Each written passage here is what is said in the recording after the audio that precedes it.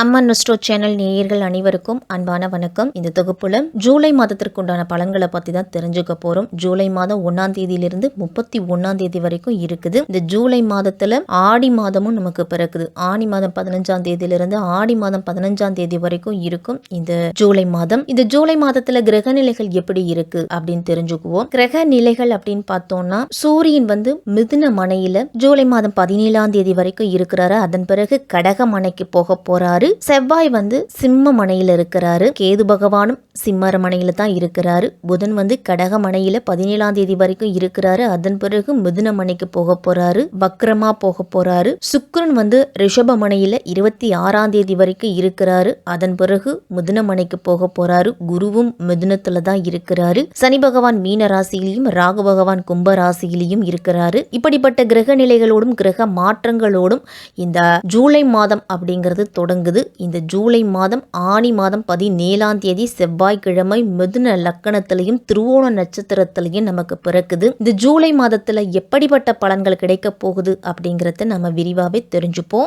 மகர ராசிக்காரர்களுக்கும் மகர லக்னத்துல பிறந்தவர்களுக்கும் இந்த ஜூலை மாதம் எப்படி இருக்க போகுது? மகர ராசிக்காரர்களுக்கு ராசிநாதனா இருக்கக்கூடிய சனி பகவான் 3ஆம் இடத்துல இருந்திருக்கிறாரு. 7.5 சனி முடிஞ்சதுல இருந்து பெரிய வளர்ச்சி அப்படிங்கிறது இருக்கும். ஜூலை மாதம் 13ஆம் தேதியிலிருந்து வளர்ச்சி இன்னும் அதிகரிக்கும் உங்களுக்கு. ஏன்னா சனி பகவான் வக்ரம் அடைகிறாரு. மந்தமாக இருந்துட்டு வந்த விஷயங்கள் அனைத்துமே வேகமாக நடக்க ஆரம்பிக்கும். மனதில் உற்சாகமும் தன்னம்பிக்கையும் பிறக்கும். எதை வேண்டுமானாலும் சாதிக்கலாம் அப்படிங்கிற எண்ணம் உங்களுக்கு தோன்றும். சோம்பேறித்தனம் அப்படிங்கிறது வாழ்க்கையில் முன்னேறுவதற்கு தடைக்கல்லாக இருக்கும் அப்படிங்கிறத அதிகமாக கருதக்கூடியவங்க இந்த மகர ராசிக்காரர்கள். அதனால் எப்பொழுதுமே சுறுசுறுப்போடு இருப்பீங்க. உங்களுடைய ஆசைகள் எல்லாத்தையுமே நிறைவேற்றக்கூடிய காலகட்டமாக இருக்க போகுது. 2ஆம் இடத்துல ராகு இருக்கிறார். அப்போ பெரிய விஷயங்களை சாதிக்கணும்னு நினைப்பீங்க. பெரிய விஷயங்களை நினைக்க வேண்டும் அப்படிங்கிற எண்ண ஓட்டம் தோன்றும் உங்களுக்கு. உங்களுடைய உழைப்புக்கு ஏற்ற ஊதியமும் அங்கீகாரமும் கிடைக்கும். இதுவரைக்கும் தடைப்பட்ட அனைத்து காரியங்களையும் செய்து முடிக்க போறீங்க. இந்த ஜூலை மாதத்தில் சூரியன் 7ஆம் இடத்துல அமர்ந்து உங்கள் ராசியை பார்க்குறாரு. அப்போ சூரியனை போல வெளிச்சம் அப்படிங்கிறது இருக்கு உங்களுக்கு. சூரியவனை போல பிரகாசிக்கக்கூடிய காலகட்டம் ஜூலை மாதம் 13ஆம் தேதிக்கு பிறகு தொட்டது துலங்கக்கூடிய காலகட்டமாக இருக்கும். நினைச்ச காரியங்கள் அனைத்துமே வெற்றியாகும். 10ஆம் அதிபதியாக இருக்கக்கூடிய சுக்கிர பகவான் ஆட்சி பலத்தோடு பூர்வ புண்ணிய ஸ்தானத்தில் அமர்ந்திருக்கிறாரு. அப்போ வேலை வியாபாரம் தொழிலில் முன்னேற்றம் இருக்கும். அனைத்து விதமான சுகங்களும் உங்களுக்கு கிடைக்க போகுது.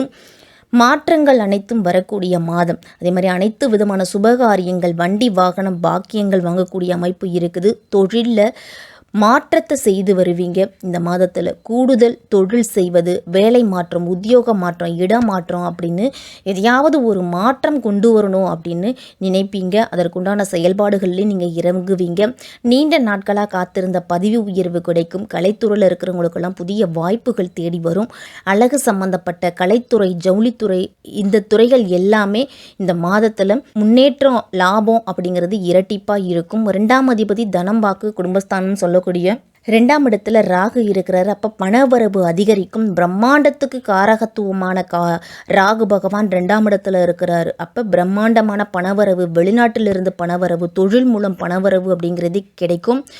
பெரும் பணத்தை தரும் குருவும் 2ஆம் இடத்தை பார்க்குறாரு. அப்போ பொருளாதாரத்தில் அபரிவிதமான முன்னேற்றம் அப்படிங்கிறது இருக்க போகுது. வருமானம் பெருகக்கூடிய வாய்ப்புகளை உருவாக்குவீங்க. நல்ல திட்டமிட்டு செயல்படுவீங்க. புதன் 7ஆம் இடத்துல அமர்ந்துக்கிட்டு சப்தம பார்வையா லக்னத்தை பார்க்குறாரு. அப்போ அறிவாற்றலால் உங்களுடைய திட்டங்களை செயல்படுத்தி தனத்தை எந்த வகையில் பெருக்கலாம் அப்படிங்கிற எண்ணம் உண்டாகும் உங்களுக்கு. 8க்குரியவர் 6ல் இருக்கிறாரு. அப்போ ஆரோக்கியம் சார்ந்த விஷயத்தில் கவனமாக இருக்கணும். எலும்பு சம்பந்தப்பட்ட தொந்தரவுகள், தலைவலி, காய்ச்சல் ஏற்படுவதற்கெல்லாம் வாய்ப்பு இருக்குது. 6ஆம் இடத்துல ஒரு கிரகம் இருந்துச்சு அப்படின்னா அதனால உங்களுக்கு தொந்தரவு வரலாம். அப்போ இருந்தாலும் பெரிய அளவு பாதிப்பு அப்படிங்கிறது இருக்காது. குழந்தை பாக்கியம் இல்லாதவர்களுக்கெல்லாம் குழந்தை பாக்கியம் கிடைக்கும். வெளிநாட்டில் சென்று நான் செட்டில் ஆகணும் அப்படின்னு நினச்சிக்கிட்டு இருந்தவர்களுக்கெல்லாம் வெளிநாடு சென்று செட்டில் ஆகக்கூடிய யோகம் இருக்குது. உத்தியோகத்துலலாம் வேலைப்பளு அப்படிங்கிறது அதிகரிக்கும். வேலை நிமித்தமாக அடிக்கடி பயணத்தை சென்று வருவீங்க. யாருக்கும் வாக்குறுதி மட்டும் கொடுக்க வேண்டாம். அதை காப்பாற்றுவதில் கொஞ்சம் கடினமான சூழ்நிலை அப்படிங்கிறது இருக்கும். பெண்களுக்கெல்லாம் தங்களுடைய பிள்ளைகளின் அன்பை புரிஞ்சுக்கிட்டு நடந்துக்குவீங்க. அவர்களுடைய உயர்கல்வி, உத்தியோகம் சம்பந்தப்பட்ட முயற்சிகள் எல்லாத்துலேயும் குடும்பத்திலையும் மகிழ்ச்சியும் சாதகமான முடிவும் உங்களுக்கு கிடைக்கும். கலைஞர்களுக்கெல்லாம் நினைத்த காரியங்கள் அப்படிங்கிறது நடக்கும். பெற்றோருடைய சம்மதம் பெற்று காதல் திருமணம் நடக்கக்கூடிய வாய்ப்பு கூட அதிகமாக இருக்கும். பணப்பற்றாக்குறை அவ்வப்போது நீடிச்சாலும் கேட்ட இடத்துல உதவிகள் அப்படிங்கிறது உண்டு. மாணவர்கள்லாம் வெளியூர்களிலும் விடுதிகளிலும் தங்கி படிப்பவங்கள்லாம் உங்களுடைய நடவடிக்கைகளில் மிகுந்த எச்சரிக்கையோடு இருக்க வேண்டியது அவசியம்.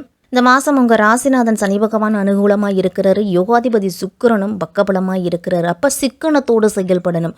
மனைவி வழியில் சின்ன சின்ன கருத்து வேறுபாடு வரலாம், இருந்தாலும் நொடிப்பொழுதில் அது சரியாகும். உத்தியோகத்தில் இருக்கிறவங்களுக்கெல்லாம் அலைச்சல் அப்படிங்கிறது இருக்கும். வியாபாரிகள்லாம் உங்களுடைய அதிக உழைப்பை செய்தவர்களுக்கு ஏற்ற எவ்வளவு உழைப்பு போடுறீங்களோ அதற்கு தகுந்த பொருளாதாரம் அப்படிங்கிறது உங்களுக்கு கிடைக்கும். முதலீடுகளை திருப்பி எடுப்பதோடு மட்டும் இல்லாமல் லாபத்தையும் அள்ளுவீங்க. இந்த மாதத்தில் கூட்டு வியாபாரம் செய்கிறவர்களுக்கெல்லாம் உங்களுக்குள்ளே இருந்துட்டு வந்த கருத்து வேறுபாடு அப்படிங்கிறது மாறும். உங்களோட கொடுக்கப்பட்டுள்ள பொறுப்புகளை மற்றவர்களிடத்துல ஒப்படைக்காதீங்க. சுகாதிபதி செவ்வாயோட சஞ்சாரம் ராசிக்கு மறைஞ்சிருந்தாலும் அவருடைய பார்வை அப்படிங்கிறது உங்களுக்கு அனுகூலத்தை கொடுக்கும். மாணவர்கள்லாம் கடினமான முயற்சியும் கவனச்சிதறலும் இருக்கக்கூடாது. கவனம் அப்படிங்கிறது சிதறலாம். அதனால தேவையற்ற பொழுதுபோக்குகளை தவிர்த்துக்குங்க. அனைத்து விதத்திலையும் உங்களுக்கு மதிப்பெண் அப்படிங்கிறது கிடைக்கும். உத்திரம் 2, 3, 4ஆம் பாதத்தில் இருக்கிறவங்களுக்கெல்லாம் இந்த மாதம் எடுத்த முயற்சிகள் கைகூடும். வரவுக்கு ஏற்ற செலவு அப்படிங்கிறது உண்டு. எதையும் சாதிக்க திறமையும் சாமர்த்தியமும் உங்களுக்கு உண்டாகும். மனதில் தைரியம் அப்படிங்கிறது அதிகரிக்கும்.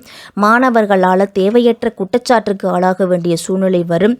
கண் நோய், பித்தம், வாதம் சம்பந்தப்பட்ட நோய்கள் அப்படிங்கிறது வரலாம். அப்போ திடீரென கோபம் அப்படிங்கிறது வரும். கொஞ்சம் கவனத்தோடு இருக்கணும். திருவோண நட்சத்திரத்தில் பிறந்தவர்களுக்கெல்லாம் இந்த மாதம் தொழில் வியாபாரத்தில் செலவுகள் அதிகரிக்கும். உங்களுக்கு கீழ் வேலை செய்பவர்களின் செயல்களால் உங்களுக்கு கோபம் அப்படிங்கிறது வரலாம். நிதானமாக அவர்களிடம் பழகுங்க, பேசுங்க.